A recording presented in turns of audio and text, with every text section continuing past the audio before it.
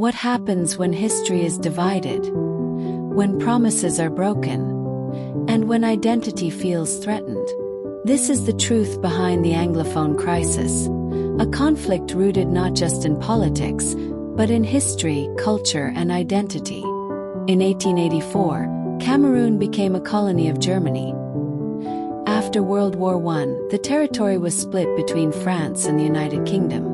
France governed the larger eastern region. Britain controlled two smaller territories in the west, northern and southern Cameroons. Two colonial rulers point two different systems, point two different identities forming on the same land. The French side developed a civil law system and centralized administration. The British southern Cameroons adopted common law, English education, and a different style of governance.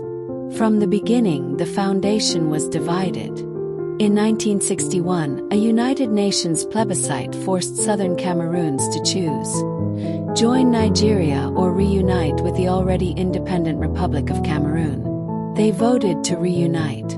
A federal system was created, promising equality between the two states. But in 1972, under President Ahmadou Ahidjo, the federation was dissolved and replaced with a unitary state.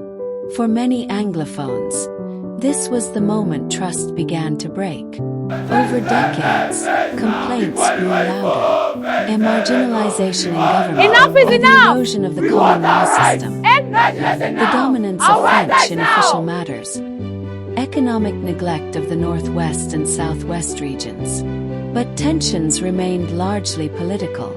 Until 2016, lawyers protested the appointment of French-speaking judges unfamiliar with common law.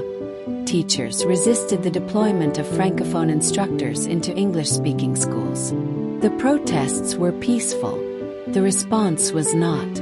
Internet shutdowns, mass arrests, military presence in the streets. And then the situation escalated.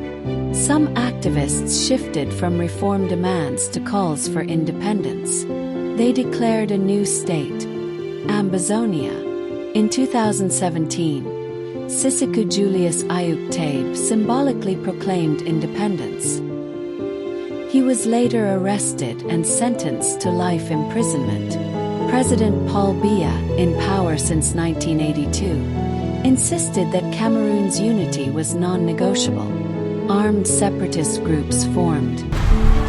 Security forces intensified operations. Villages were burned. Civilians were caught between both sides. Lawyer and human rights activists Felix Agbor Balla became symbols of early resistance after his arrests during the protests. What began as a political dispute had turned into an armed conflict. Hundreds of thousands have been displaced internally. Many fled across the border into Nigeria. Schools have remained closed in some communities for years. Children have grown up knowing more about fear than about classrooms. Entire towns live under uncertainty. The greatest victims are not politicians.